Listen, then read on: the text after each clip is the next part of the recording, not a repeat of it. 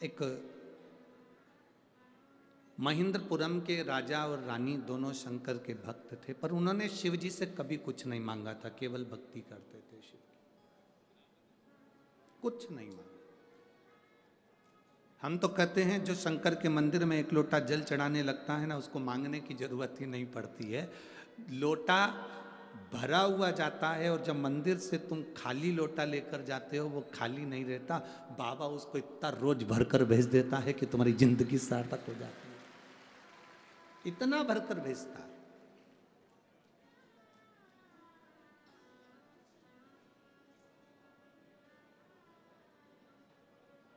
ये उसकी कृपा के बिना नहीं है, उसकी दया के बिना नहीं, उसने भेजा। शिव कथा कर रही है, महेंद्रपुरम के राजा ने शिव भक्ति करी, उनकी पत्नी ने भक्ति करी, कभी नहीं मांगा। अब बेटा जन्म लेने वाला है, महेंद्रपुरम के राजा की रानी गर्भ से है, गर्भित है।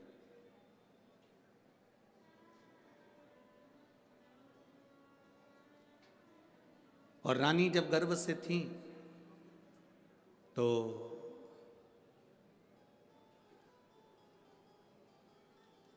उनकी जो दासी थी वो दासी शिव की विरोधी थी। बहुत ध्यान से सुनना कि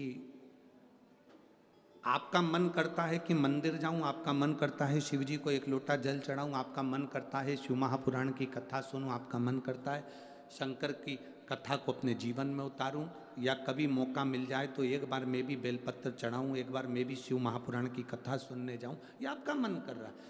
कोई कोई मोहल्ले में, कॉलोनी में, क्षेत्र में, परिवार में कोई कोई ऐसा रहता है जो जिसको शंकर की निंदा करना अच्छा लगता है, शिव महापुराण की निंदा करना अच्छा लगता है।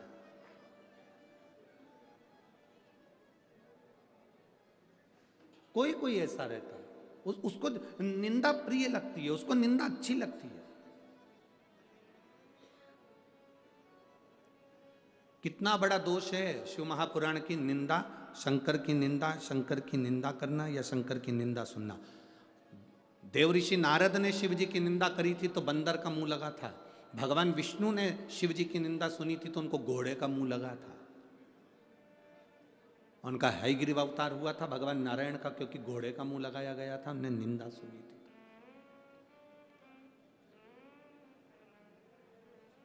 देवऋषि नारद ने शिव जी की निंदा कर दी थी। रुद्राक्ष की माला जो भोलेनाथ जी ने पिनाकर भेजी थी उसको उठाकर जमीन पर पटक दिया था, शिव जी ने जो पिनाई। कितना बड़ा दोष है। आप किसी मंदिर में अपनी 4 व्हीलर गाड़ी को लेकर गए, पंडित जी से कहा पंडित जी इसकी पूजन कर दो, पंडित जी ने पूजन करी, भगवान की चढ़ी हुई माला लाकर उस गाड़ी पर चढ़ा दी, गाड़ी दौड़ने लगी, पत्तियां गिरने लगी, जमीन पर वो पत्तियां गिर रही हैं, भगवान के चढ़े हुई माला की फूल पत्ती जमीन पर गिर रही है। उसका दोष पंडित को जितना लगेगा उससे ज्यादा दोष तुमको भी लगेगा, क्योंकि भगवान की चढ़ी हुई माला उसने गाड़ी पर चढ़ा दी और वो गाड़ी भुड़ भुड़ कर कर जा रही है और उसकी पूरी माला पत्तियां पांव में आ रही है।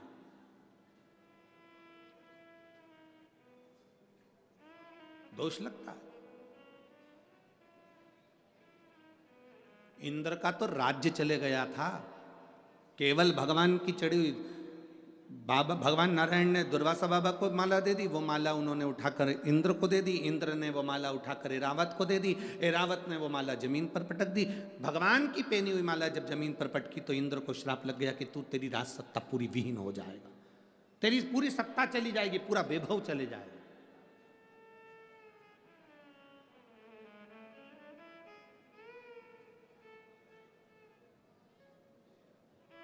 तेरा पूरा वैभव समाप्त हो जाएगा। हमारी ये व्यासपीठ की हमारी एक नियम है, हमारा व्यासपीठ का एक नियम, बेलपत्री हम उसी को देते हैं जिसके हृदय में जरूरत है, जिसको जरूरत नहीं हम उसको बेलपत्र भी चेहरा देखकर समझ जाते हैं कि इसको जरूरत है कि नहीं, उसको क्या करेंगे देकर। ले गए, पटक दी, फेंक दी, कहीं काम की ना रही। एक बार कभी गीता प्रेस गोरखपुर की शिव महापुराण की कथा पढ़ना, और गीता प्रेस गोरखपुर की शिव महापुराण की कथा को पढ़कर देखना। गीता प्रेस की गोरखपुर शिव महापुराण की कथा में लिखा हुआ है कि शंकर भगवान की पोथी पर शिव महापुराण जहां हो रही हो, वहां जो बेलपत्र पोथी पर समर्पित होती है, वो बेलपत्र नहीं रहती, वो दुनिया की सबसे बड़ी औषधि हो जाती है। उसका अध्ययन अगर आप लोग करेंगे, शिव महापुराण को अगर पढ़ेंगे तो आपके अध्ययन में आएगा, आपके स्मरण में आएगा। पढ़ो उसको। कहीं सीवर वाला हमारा झूठ तो नहीं बोल दिया कि अपने मन से बोल दिया। पढ़ो, विद्येश्वर संहिता पढ़ो, उमाखंड पढ़ो, कुमार संहिता पढ़ी है, पढ़ो उसको, उसमें मालूम पड़ेगा।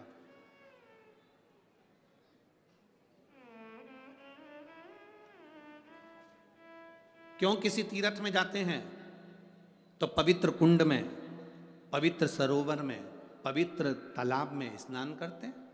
क्यों तीर्थ में जाते हैं तो संतों के यहाँ, गुरु के यहाँ हम लंगर चखते हैं? क्यों? 5 स्टार होटल में, किसी तीर्थ में जाना तो 5 स्टार होटल में भोजन मत करना, ये हम पहले भी बोले हैं। किसी तीर्थ में जाना तो उस जगह पर लंगर हो रहा हो, लंगर चल रहा हो।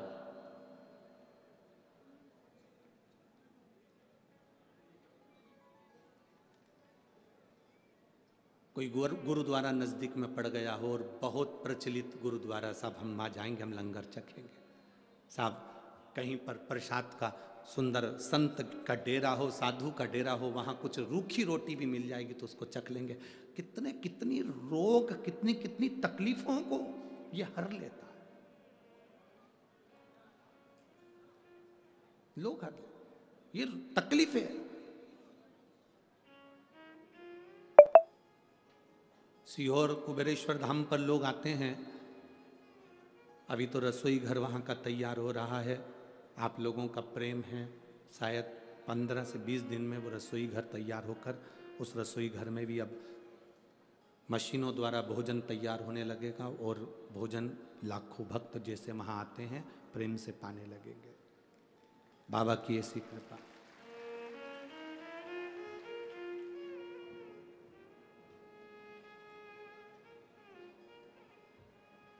अब ठीक है पूरी तरह बाबा की स्वस्थ बाबा कराएगा। पलंग पर पड़े रहते थे, इतना कैंसर फैल चुका था कि पूरा शरीर बेकार हो चुका था और डॉक्टर के हिसाब से हर 3 महीने इंजेक्शन लगता था इनको। अब ये बाबा की कृपा से पंडाल में बैठकर कथा सुन रहे हैं। ये शिव कृपा है, औघड़ी की कृपा, शिव तत्व। बोल बम का नारा है, सारी समस्या का हल शिव तत्व की प्राप्ति का मूल।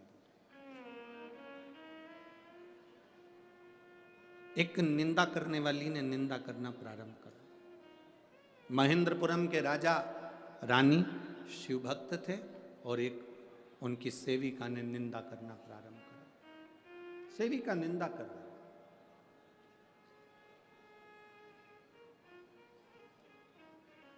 गर्भ में बच्चा होना, गर्भ में संतान होना, तो थोड़ा ध्यान रखना कि गलत संगति से दूर रहना। लोग गलत संगति किसको समझते हैं कि साहब ये मत खाना, वो मत खाना, ऐसा मत करना, वैसा मत करना। गलत संगति इसको भी कहते हैं कि आप निंदा ना सुने, आप चुगली ना करें, आप, क्योंकि बच्चे में वो असर आ जाएगा, बच्चे में वो असर आ जाता है। एक बार हम कहीं कथा करने के लिए गए और कथा करने के लिए गए तो वहाँ पर एक जजमान, उस समय बहुत पहले की बात है, 15-20 साल पहले की, तो वो जजमान उन्होंने कहा कि गुरुजी आपको हमारे घर आना ही पड़ेगा। अब 20 साल पहले की बात है, तो हम गए उसके यहाँ गए तो उसका एक 9 साल का लड़का, उसकी माँ ने सेब कतर के रखा, केला ला कर रखा, फल ला के रखे। उसका लड़का दौड़ कर आया, हमने तो खाया ही नहीं, उससे पहले वो सब खा गया। 9-10 साल का लड़का, 9 साल का। थोड़ी देर बाद उसकी माँ ने चांदी के गिलास में दूध भर कर रखा। चांदी का गिलास जल्दी गर्म हो जाता है और दूध के कारण और ज्यादा गर्म हो गया। वो लड़का दौड़ कर आया, गटर गटर करके दूध पी गया। चलो कोई बात नहीं। उसकी माँ आंखों में आंसू भरकर हाथ जोड़कर कहने लगी, आपका अपमान हो गया गुरुदेव।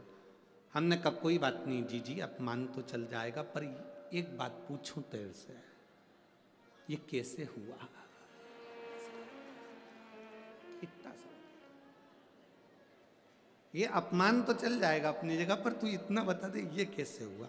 उसने कहा गुरुजी जैसे आप कथा करने आए हमारे गांव में, जब ये गर्भ में था एक महाराज जी कथा करने के लिए आए थे, उन्होंने कह दिया था कि खूब खूब सुंदरकांड का पाठ करो। मैं गर्भ के समय पर खूब सुंदरकांड पढ़ी, इतना पढ़ी इतना पढ़ी इतना पढ़ी कि एक एक दिन में 6-6 बार, एक एक दिन में 8-8 बार।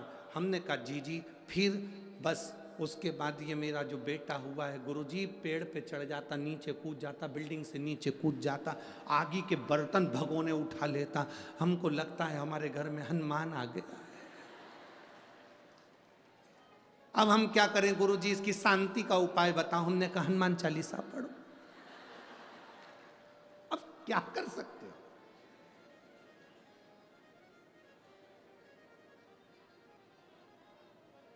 अरे पवन तनय संकट हरन मंगल मूर्ति रूप, राम लखन सीता सहित हृदय बसो। एक बात बहुत अच्छे से सुनना। अरे तुम्हारी बीपी की गोली है ना, शुगर की गोली है ना, वो डॉक्टर कह देता है सुबेरे शाम एक एक लेना। डॉक्टर 2 गोली का डोज कब देता है? जब तुम्हारा बीपी शुगर ज्यादा ही गड़बड़ हो रहा हो। बोलो सही बात है कि गलत है? नहीं तो 1 गोली बहुत है। पंडित जी ने ये थोड़ी ना कहा था कि दिन भर 24 घंटे ही सुंदरकांड पढ़ो। तुमने टेबलेट ज्यादा ले ली, गोली ज्यादा खा ली। पंडित जी ने कहा था सुंदरकांड का पाठ करना, पर ऐसा नहीं बोला था कि 24 घंटे पढ़ना। आज तक इस व्यासपीठ से हमने ये नहीं कहा कि तुम 24 घंटे शिव जी के मंदिर जाके बैठ जाओ। बोला कभी?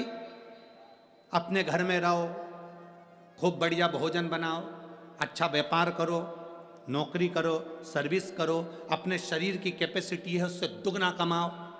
हम ये भी नहीं कहते कि तुम तुम्हारा काम छोड़ दो, धंधा छोड़ दो। अपने शरीर की जितनी कैपेसिटी उससे दुगना कमाओ, ज्यादा से ज्यादा कमाओ। पर निवेदन है, कमाने के साथ में जो कमाया है उसका कम से कम 2 अंश अपने शरीर पर खर्च भी करो।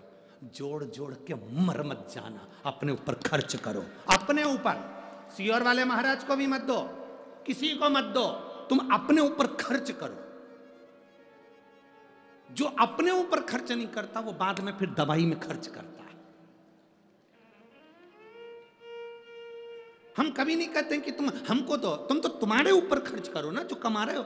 दुकान पर बैठकर अगर आज तुमने 20,000 रुपए कमाए हैं, उसमें से कम 200 रुपए, 500 रुपए, 1,000 तो अपने ऊपर खर्च करो। बेटा कटे हुए सेव फल का मोबाइल रख लिया है,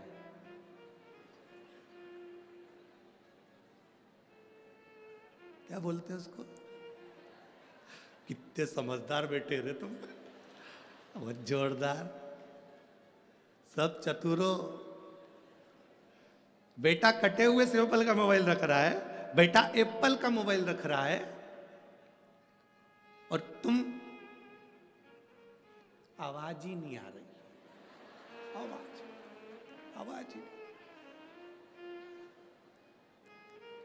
इतने इतने से पोता पोती मोबाइल तो ऐसे चलाते,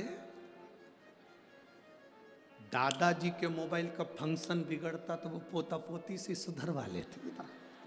इधर हाँ दादू क्या हो गया, देखते इसमें आवाज नहीं आ रही, वॉल्यूम कम होगा, दादू मेरे को दे। उसने फंक्शन निकाला, वॉल्यूम तेज, अब जोरदार। तो बच्चे ने पूछा, दादाजी ने पूछा क्यों रे, तुझे मोबाइल चलाना किसने सिखाया? किसी ने नहीं, जब मैं पेट में था मम्मी दिन भर चलाती, दिन भर। अब असर तो आएगा, वो असर कब जाएगा? वो आएगा, सारे फंक्शन आते हैं उसको। सब फंक्शन आते हैं उसको, एक भी फंक्शन ऐसा नहीं है जितने तो तुमको प्रश्न के उत्तर नहीं आते उतने उसको आते। एक बच्चा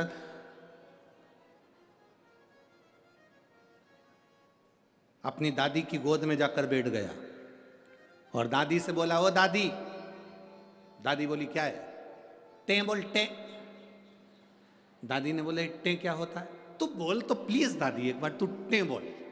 दादी बोली, मैं टे नहीं बोलूंगी, तू पहले बता मुझे टे क्यों बुलवा रहा है। दादी तू पहले टे बोल। दादी बोले, नहीं बोलूंगी। दादी ने 5 रुपए दिए, ले टॉफी खा लेना, अब बता मुझसे टे क्यों बुलवा रहा है। दादी रात को मम्मी पापा पलंग पे बैठ के बात कर रहे थे, जब बुढ़िया टे बोल जाएगी तो सारी प्रॉपर्टी अपनी हो जाएगी, सब प्रॉपर्टी अपनी। भटिंडा वालों,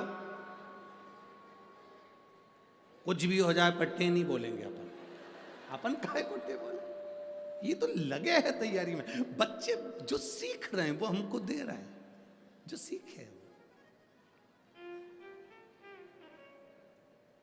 आप निंदा सुनेंगे, बच्चे अंदर निंदा को ग्रहण करेंगे। आप उत्तरा का चरित्र है, अभिमन्यु का चरित्र है।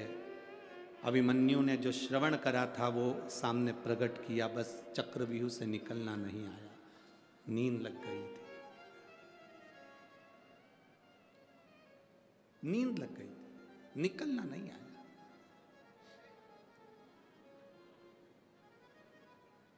गर्भ में जो बच्चा था, मां परमात्मा का भक्त थी, पिता परमात्मा के भक्त थे, पर घर में जो बच्चे ने जन्म लिया वो परमात्मा का भक्त नहीं निकला।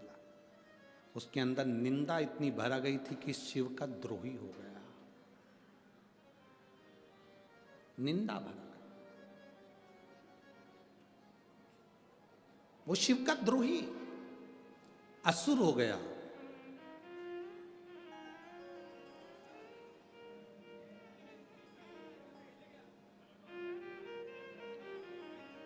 आप बड़े हैं, समझदार हैं, आप पर इतनी जल्दी निंदा असर नहीं करती है, पर छोटे छोटे बच्चे जो घर में होते हैं उन पर परिवार का बहुत जल्दी असर पड़ता है। दादी अगर रोज मंदिर में बैठकर अगरबत्ती लगा रही है तो बच्चे छोटे, उनके पास में अगरबत्ती नहीं है तो अगरबत्ती की तीली को उठाकर घुमाते रहते हैं। दादी पानी चढ़ाने के लिए मंदिर जाती है तो वो भी पानी चढ़ाने जाते हैं। दादी शंकर का जल पीती है तो बच्चे भी पीते हैं। दादी हर हर महादेव कर रही है, जय श्री राधे कर रही है, जय सीताराम कर रही है, तो बच्चे भी सीताराम कहेंगे, हर हर महादेव कहेंगे। छोटे बच्चे पर बड़ों का इफेक्ट पड़ता है, बड़े पर जल्दी असर नहीं आता। बड़े पर जल्दी असर नहीं आएगा निंदा का, क्योंकि वो सोचता है, समझता है, ध्यान करता है।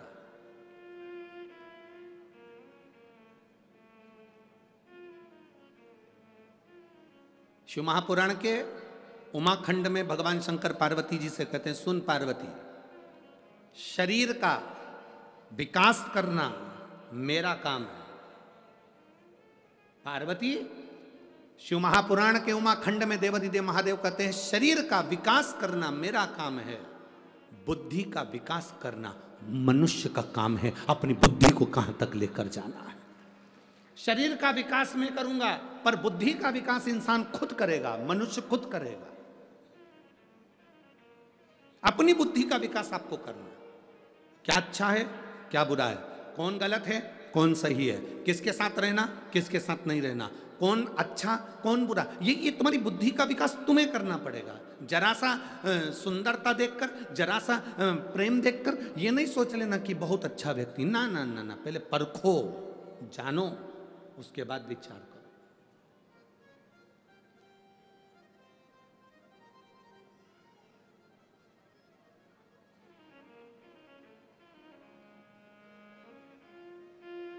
और जब तक तुम परखोगे नहीं, जानोगे नहीं, तब तक जीवन का सुख पाने वाले नहीं हो। महाराज, जीवन का सुख नहीं पा सकते। परखो पहले। जरा सी देर में कह दिया वो अच्छा व्यक्ति है, जरा सी देर में कह दिया वो बुरा व्यक्ति, ना ना ना, तुमने परखा भी? अभी तुम परखे हो? अभी तुमने जाना?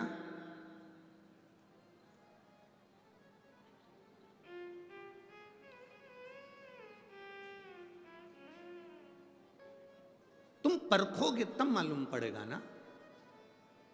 पहले तुम भटिंडा के लोग जब टीवी पर कथा देखते होंगे, सुनते होंगे, तो कहते होंगे इतना सारा लोग आता है कथा सुनने के लिए, इतने सारे भक्त आते हैं शिव महापुराण कथा सुनने के लिए। अब भटिंडा के लोग जब अपने खुद के ग्राउंड में देख लिए, बाहर दरवाजे के बाहर खड़े रहे, अंदर जगह नहीं मिली बैठने को, तब समझ में आया इतने आते हैं, इतने आते हैं, तब समझ में आया। आप किसी को अच्छा कर रहे हो, पहले उसकी अच्छाई को अच्छे से जानो। आप किसी को बुरा कर रहे हो, पहले उसकी बुराई को जानने का प्रयास करो। क्यों बुरा है वो, किस लिए बुरा है। संसार में कोई ऐसा नहीं जन्मा जो बुरा हो, संसार में कोई नहीं जन्मा जो बुरा हो।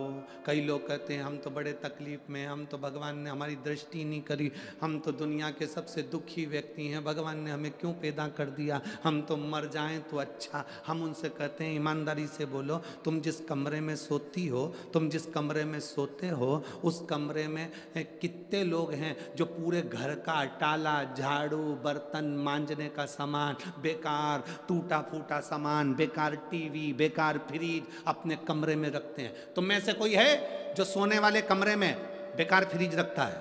तुम में से कोई है जो अपने कमरे में बेकार टीवी रखता है? तुम कोई है जो बेकार फटे हुए जूते, फटे हुए कपड़े अपने कमरे में रखते हो? बेकार लैंप, बेकार सामान, बेकार ट्यूबलाइट, बेकार बल्ब अपने कमरे में रखते हो। अटाला कोई अपने कमरे में नहीं रखता, रखते हो क्या? अपने कमरे को लोग वीआईपी बनाकर रखते हैं, एकदम क्लीन, एकदम साफ। वही सामान रखते हैं जो मेरे यूज करने का है, वही सामान रखते हैं जो मेरे प्रयोग का है। जब आप अपने कमरे में अटाला नहीं रखते, कवाड़ा नहीं रखते, तो भोलेनाथ अपनी पृथ्वी पर कवाड़ों को क्यों रखेगा? उसने भी वीआईपी को रखा है, अच्छों को रखा। ब्रह्मा ब्रह्मलोक का, वैकुंठ भगवान विष्णु का, और पृथ्वी शंकर भगवान की है। मृत्यु लोक में अगर आपका जन्म हुआ है, समझ लेना आप डायमंड हीरा हो, समझ लेना आप हीरा हो। बस अपनी पहचान करना चालू करो, अपने को पहचानो कि मैं क्या हूं।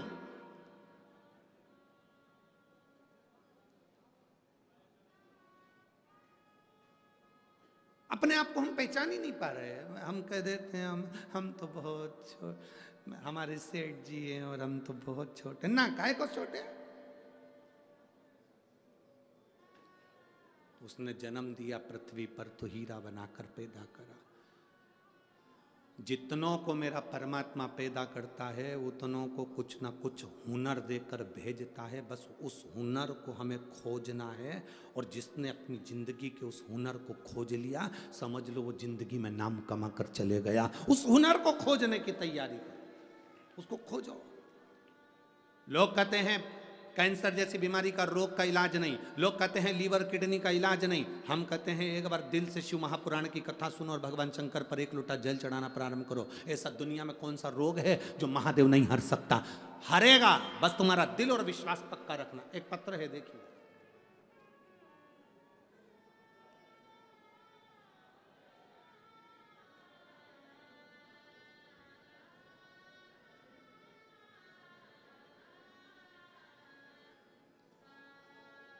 शंभु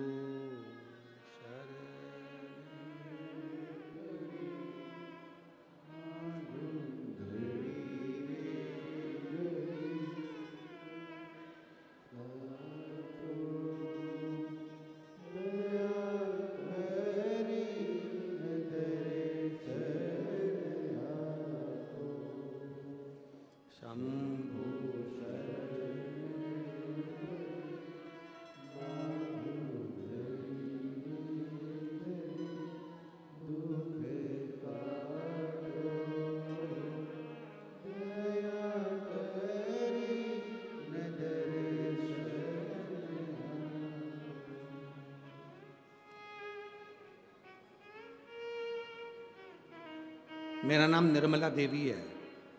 मैं बरनाला की रहने वाली हूँ, बरनाला की रहने वाली हूँ। कहीं बैठी हैं? कहा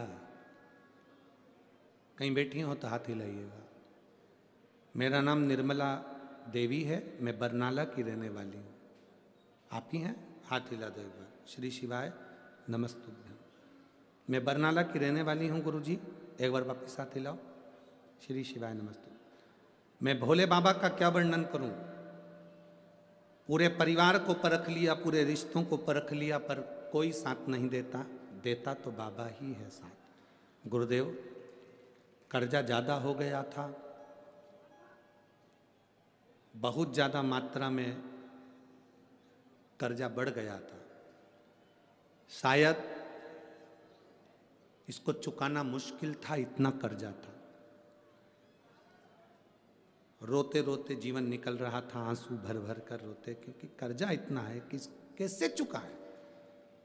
पर आपकी कथा टीवी पर आई और उसने बल प्रदान करा। आपने बेलपत्री के कांटे, बेलपत्री की पत्ती, शमी पत्र का एक उपाय आपने बताया, और उस उपाय को बाबा की कृपा से हमने केवल एक बार करा। और बाबा का मैं क्या गुणगान करूं गुरुदेव। आज मैं बाबा की कृपा से पंडाल में बैठी हूं, पूरा कर्जा चूक गया, तब मैं कथा सुनने के लिए आई हूं। मैंने भी संकल्प लिया था जब तक कर्जा नहीं चुकेगा तब तक पंडाल में नहीं जाऊंगी, पर मेरे बाबा ने मेरा पूरा कर्जा चुकाया। शायद मेरी जिंदगी में इतना बड़ा कर्जा किसी का नहीं होगा जो मेरे ऊपर था, पर मेरे बाबा ने चुका दिया। आज मैं बाबा को नमन करने के लिए आई हूँ, बस बाबा को प्रणाम करने के लिए आई हूँ। ठीक है बाबू, श्री शिवाय नमस्तुभ्यम। बैठिए। हर हर। एक पत्र और देखिए। मेरा नाम राकेश कुमार, गांव मौजगढ़। मौजगढ़ है क्या? मौजगढ़, अबोहर, पंजाब। कहीं बैठे हैं? मेरा नाम राकेश कुमार, गांव मौजगढ़, अबोहर, पंजाब के निवासी हैं। कहीं बैठे हो तो हाथ हिला सकते हैं। पीछे हैं क्या? हाँ, दिख गए हो। ठीक है, एक बार हाथ हिलाओ वापिस। ठीक है, गेंद बिल्कुल बाउंड्री पर है, देखिए। दिख गए? हाँ, ठीक है। वापिस हाथ हिलाओ जी जी। हाँ, दिख गए। ठीक है, श्री शिवाय नमस्तुभ्यम। अच्छी पिच मिली है।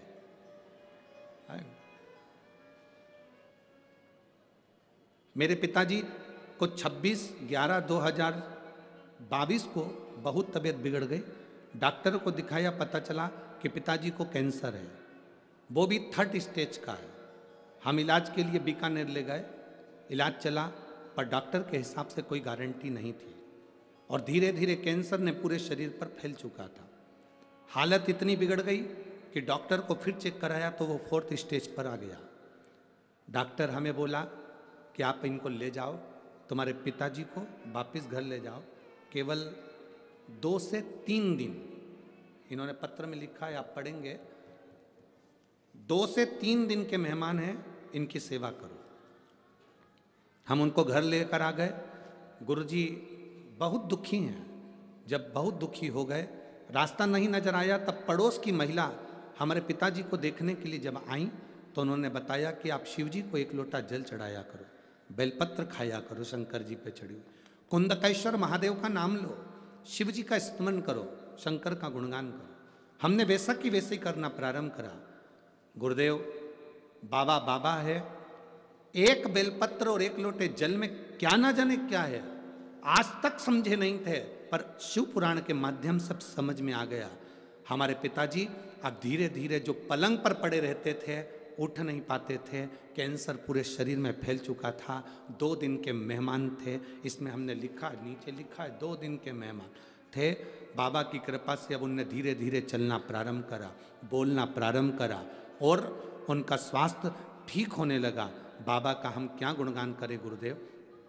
उनके शरीर में 4th स्टेज का कैंसर के साथ में एक गठान और हो गई, जो गठान 19 mm की थी। जब वो 19 mm की गठान का जांच प्रारंभ हुई, तब हम बाबा का जल पिलाते, बेलपत्र खिलाते, और फिर 15 दिन बाद हमने जांच कराई तो वो कैंसर की गठान 2 mm पर आकर रुक गई, और बाबा की कृपा से अब उनको आराम है। हम यहाँ प्रणाम करने के लिए आए। ये शिव तत्व है। बैठिए बहन।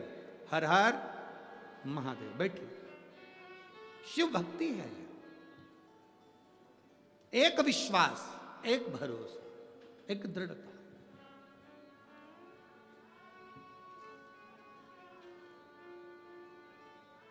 कोई कहता है कि हम कैसे मंदिर जाएं, हम शिव को नहीं मानते, हम इस धर्म के, हम उस धर्म के। हम कहते हैं तुम्हारे घर में अगर कोई बीमार पड़ता है तो डॉक्टर के पास जाते हो कि नहीं जाते? डॉक्टर से पूछते हो कि तू कौन से धर्म का है?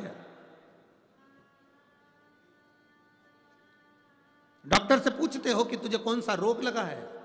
डॉक्टर से पूछोगे कि तू ब्राह्मण है कि क्षत्रिय की वैश्य के शूद्र है? नहीं, डॉक्टर से अपना रोग बताओगे और उसका इलाज करवाओगे। डॉक्टर कौन है भाई? इतना अपनी बुद्धि में बिठाना, तुम कोई भी हो, कोई भी धर्म के हो, अगर जीवन में तकलीफ है तो बिना संकोच के आग लगे बस्ती में अपन रहो, मस्ती में एक लोटा जल उठाओ और महादेव के पास पहुंच जाओ, शिव जी के पास पहुंच जाओ। दुनिया कहे कि कहने दो, जो बोले बोलने दो, अपशब्द बोले बोलने दो, ताना दे देने दो, आड़ा टेढ़ा बोले बोलने दो, तुम अपना फर्ज अदा करो। हमारे शरीर में अगर रोग है तो हमें शिव के द्वार जाना पड़े, शंकर के द्वार जाना।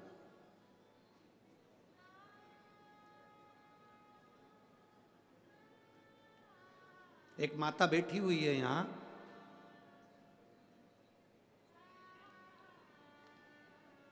उसकी एक कामना पूरी हो गई थी। जब से कामना पूरी हुई थी आज तक उसने अन्न नहीं खाया। 18 दिन हो गए उसको। कहीं बैठी होगी यहीं कहीं, हाथ हिलाएगी एक बार, कहाँ बैठी? 18 दिन। उसका पत्र भी था।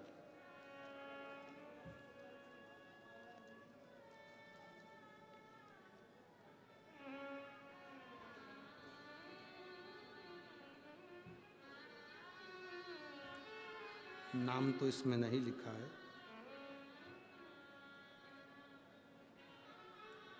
कहीं बैठी हो तो हाथ हिलाना। 18 दिन हो गए तो बैठी है। कहाँ बैठी? जिसने 18 दिन से अन्न नहीं खाया था वो माँ यहाँ आई हैं, उनकी बेटी है। एक बेलपत्र ले जाओ बबुआ के, ब्लैक जैकेट में बेटी आई हुई है।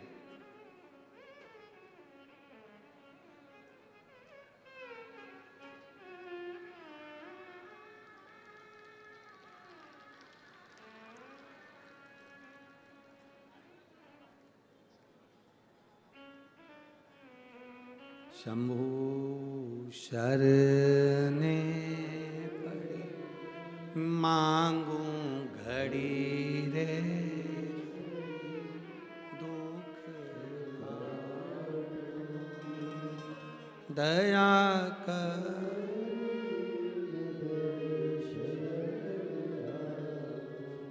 बेटी आप ही की है जो लेने आ रही है बेलपत्र?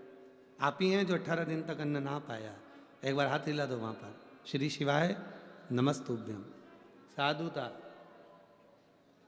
पर निवेदन है, आज आप भूखे ना जाना, यहाँ से लंगर चक्कर जाना, बाबा से प्रार्थना कर कर जाना। बैठिए, आपकी बेटी को हम दे दे रहे हैं बेलपत्र, वो आपके पास आ जाए। बैठिए। शंभु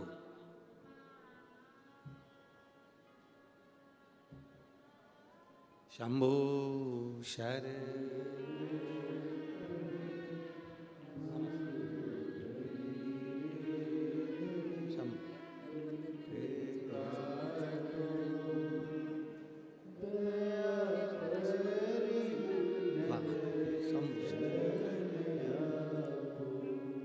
शिव तत्व कह रहा है, वो घड़ी है।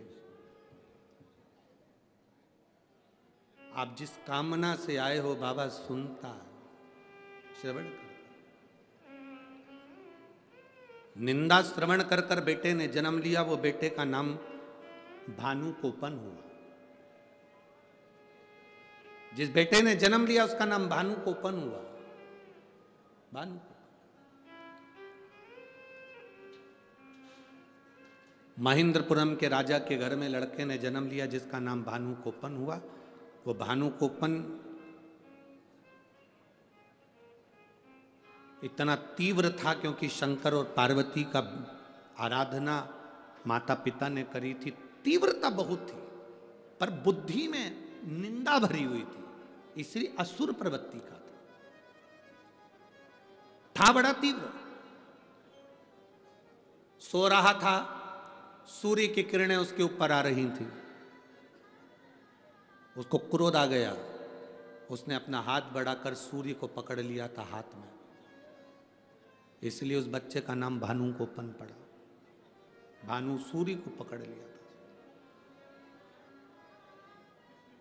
अब सूर्य को पकड़ लिया, देवता उन सब घबरा गए, भास्कर देव कहाँ चले गए, सूर्यदेव कहाँ गए, सब विनय करे।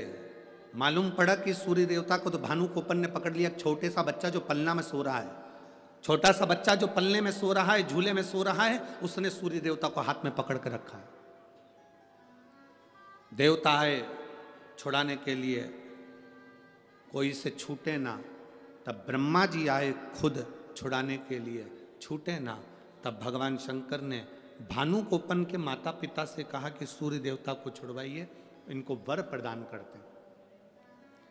पलने में झूलते हुए भानु कोपन को वर दिया, इंद्रदेव ने वर प्रदान कर दिया, ब्रह्मा जी ने वर प्रदान कर दिया, सब ने वर दिया। तो भानु कोपन को जो वर प्राप्त हुए, उस वर से भानु कोपन और तीव्र हो गया। बड़ा होने के बाद माता पिता तो शिव भक्ति में लीन होकर काशी में चले गए और इसने अपनी सत्ता का स्थापन कर लिया। सत्ता का स्थापन, अभी तक प्रजा में शिव भक्ति थी, अब वो शिव भक्ति समाप्त। अब केवल अहम, अहंकार, क्रोध, लोभ, आसक्ति, वासना, तृष्णा, केवल यही, केवल यही।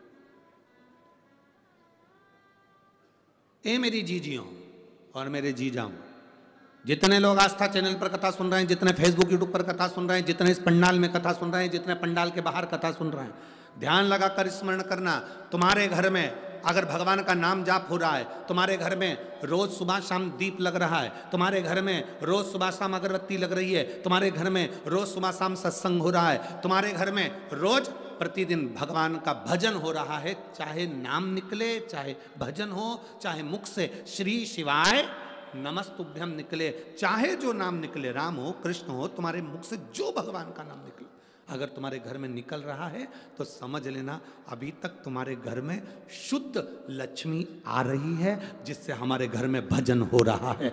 अगर तुम्हारे घर में रोज भगवान का भजन होता था, रोज नाम जाप होता था, रोज दिया लगता था, रोज भगवत नाम होता था, सत्संग होता था, धीरे धीरे धीरे धीरे ये समाप्त हो जाए, काम में इतने बिजी हो जाओ कि ये सब चीजें समाप्त हो जाए, तो समझ लेना कि अब लक्ष्मी ठीक नहीं आ रही, लक्ष्मी ठीक नहीं।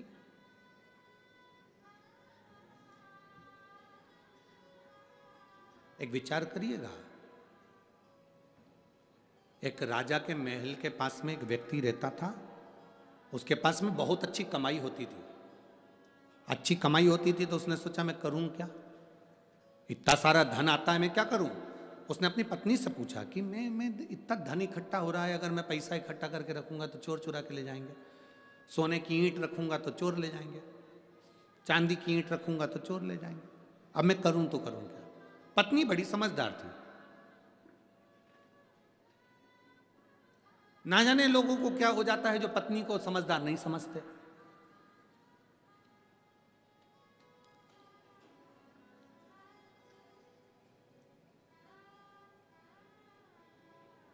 स्त्री, नारी अपने पति को, अपने पिता को, अपने पुत्र को, अपने घर को कभी डूबता हुआ नहीं देख सकती। वो बल उसमें है, कुछ भी करेगी, और अपने पति को, अपने परिवार को, अपने बच्चों को डूबता हुआ नहीं देख सकती।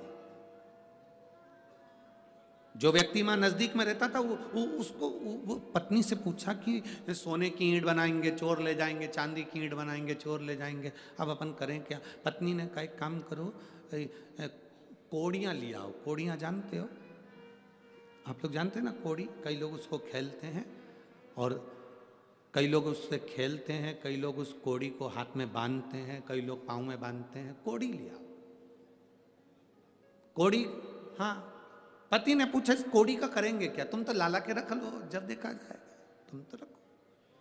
पत्नी के कहने से पति कोड़ी लाला कर बोरों में भर भर कर, झोलों में भर भर कर, बेगों में भर भर कर रख दिया, पूरा घर भरा गया। एक दिन राजा बीमार पड़ गया। राजा बीमार पड़ा तो वेदों ने आया, डॉक्टरों ने कहा कि इसका एक ही इलाज है, बाजार से कोड़ी लाओ, कोड़ी में आग लगाओ, उसकी राख तैयार करो, शरीर पे लगाओ, राजा का शरीर ठीक हो जाएगा। अब नगर में देखा तो कोड़ी नहीं, महल में देखा तो कोड़ी नहीं, कोड़ी कहाँ गई? कहा वहां बिकती है। बाजार में गए तो एक भी कोड़ी नहीं, सवेरे सवेरे ये आ जाता, पूरी कोड़ी खरीद कर लिया आता। मालूम पड़ा कि कोड़ी नहीं बाजार में, कहाँ गई?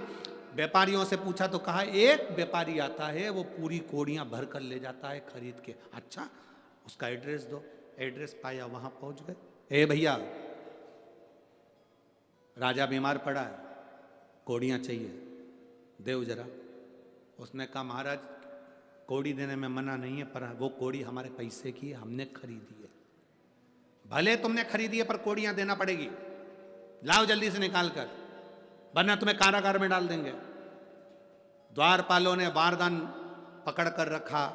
कोड़ी वाला व्यक्ति अंदर गया, वो बेचारा थाली में कोड़ियां भरता, लेकर आता, कोड़ियों पर हाथ फेरता, डाल देता, फिर अंदर जाता, फिर लाता, कोड़ियों पर हाथ फेरता, फिर उनके बैग में डाल देता, झोले में डाल देता।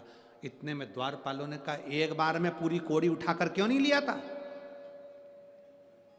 बार बार कोड़ी ला रहा है, हाथ फेर रहा है, डाल रहा है, क्या कर रहा है ये कोड़ियों पर हाथ क्यों फेर रहा है? उसने कहा भैया मैं कोड़ियों पर हाथ इसलिए फेर रहा हूं, इसमें से वो कोड़ी ढूंढ रहा हूं, ऐसी कौन सी कोड़ी आ गई जो मेरी इतनी सारी कोड़ियों को लेकर जा रही है, उस कोड़ी को ढूंढने का प्रयास कर रहा हूं। हमारे घर में भी एक कोड़ी कोई ऐसी आ जाती है, 1 रुपया कोई ऐसा आ जाता है कि हमारे घर के रखे हुए पूरे धन को ले जाता है, और हमारे यहाँ कोई 1 रुपया ऐसा आ जाता है जो हमारे भटिंडा में शिव महापुराण की कथा करवा देता है। उस धन को पहचानो कि वो धन कौन सा है। एक धन ऐसा आया कि पूरा बर्बाद कर दिया, एक धन ऐसा आया कि पूरा ले जाकर कहीं ना कहीं बर्बाद हो गया, एक धन ऐसा आया कि पूरा बर्बाद हो गया, और एक धन ऐसा आया कि हमारे घर में सत्संग करा दिया, भजन करा दिया, लंगर लगवा दिया, भगवान की भक्ति करा दी। वो धन, वो कोड़ी कौन सी है? सत्य की कोड़ी आएगी, अच्छी कोड़ी आएगी तो अच्छा काम कराएगी, बेकार कोड़ी आएगी तो बेकार काम कराएगी। श्रेष्ठ कर्म। ये श्री हरिओम शंकर चरण पादुका सेवा दल, माँ वैष्णो सेवा मंडल, अग्रवाल मारवाड़ी परिवार सभा, श्री महादेव अमरनाथ यात्री सेवा संघ, ये लोग सेवा करने में लगे हुए हैं। कोई चारों तरफ कोई लंगर चला रहा है, और भी लोग हैं। केवल ये नाम से मतलब ना नहीं रखो कि इनके नाम आए हैं तो इनसे मतलब ना, ऐसे और भी सेवा दल लगे हुए हैं, और भी लोग लंगर चला रहे हैं, कोई चाय पिला रहा है। आप में से भी कई माताएं ऐसी छोटी सी थर्मस में चाय भर कर ले आती हैं, 2-4 कप ले आती हैं, धीरे से अपने आसपास वाली को पिला देती हैं। ठंड पड़ रही, आप में से कई लोग ऐसे हैं, एक कोई सेवा चला रहा है, वो गर्म पानी पिला रहा है लोगों को, गर्म पानी। और मैं यजमान श्री अमरजीत जी मेहता जी को भी धन्यवाद दूंगा। किसी की चप्पल खो गई, उनके लिए चप्पल का व्यवस्था कर दी। किसी का मोबाइल खो गया, उनकी मोबाइल की व्यवस्था कर दी। किसी को कुछ तकलीफ है, तुरंत एम्बुलेंस आई। कल वो एक बच्चा बाहर रह गया, उसके मम्मी पापा अंदर आ गए, छोटा सा बच्चा रो रो के बिलख रहा था। वो अमरजीत जी मेहता जी के बेटे बाहर घूम रहे थे, वो पदम, उनको मालूम पड़ा, वो बच्चे को गोदी में लेकर, जब तक वो बच्चे से अपने माँ बाप को नहीं मिलवा दिया तब तक वो पदम कथा सुनने नहीं बैठा और घूमता रहा और उसको मिलाने के लिए लगा रहा। श्रेष्ठता इसी को कहते हैं। आपके घर में अगर 1 रुपया अच्छा आया है तो सत्य मार्ग पर लग रहा है। आज ये सेवा दल सेवा कर रहे हैं, इतने ये लगा हुआ है। श्री महादेव अमरनाथ यात्री सेवा संघ, अग्रवाल मारवाड़ी परिवार सभा, माँ वैष्णो देवी मंडल, हरिओम शंकर चरण पादुका सेवा दल, और भी ना जाने कितने कितने लोग जिनका नाम यहाँ नहीं पहुँचा। कोई चाय पिला रहा, कोई गर्म पानी पिला रहा, कोई दूध पिला रहा, कोई बिस्कुट खिला रहा। कई तो पुलिसकर्मी भी, उनकी भी वीडियो बहुत चल रही है, पुलिसकर्मी भी हलवा सीरा खिला रहे। कितनी सेवा करी है भाई, समझ लेना। आपके यहाँ 1 रुपया 1 कौड़ी अच्छी आई थी, जो इस शिव महापुराण में तुमने लगाई, अच्छी जगह पर लगाई, तो तुम्हें खुशी होना चाहिए कि वो अच्छी जगह लगी है, वो श्रेष्ठ जगह लगी है, ये तुम्हें प्रसन्नता होना चाहिए, ये खुशी होना चाहिए कि वो श्रेष्ठ जगह पहुंची है। गलत जगह जाए तो समझ लो कि फिर वो गलत जगह लग गई है, गलत जगह। और महाराज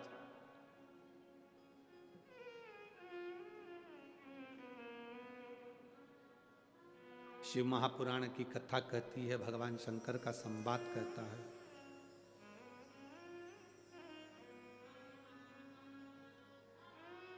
भगवान शंकर का पावन चरित्र कर रहा कि हरि ओम में ओम समाया है, मेरा भोला नगर में आया है।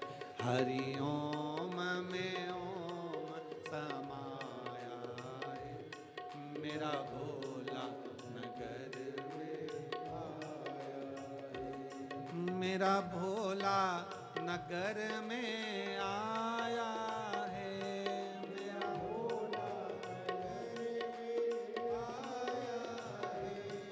मेरा भोला नगर में आया है, मेरा भोला नगर में आया है। हरि ओम में ओम समाया है, मेरा भोला नगर में आया है। हरि ओम में ओम समाया है, मेरा भोला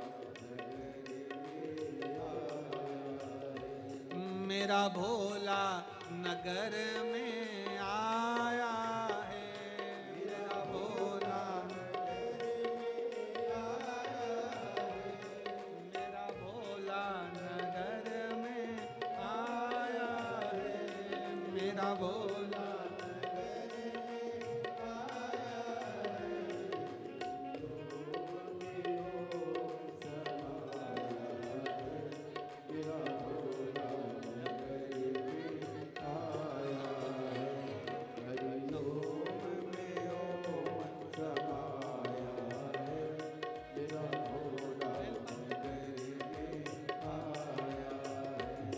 मेरा भोला नगर में आया है, मेरा भोला मेरा भोला नगर में आया है, मेरा भोला हरि ओम में ओम समाया है, मेरा भोला नगर में आया है। हरि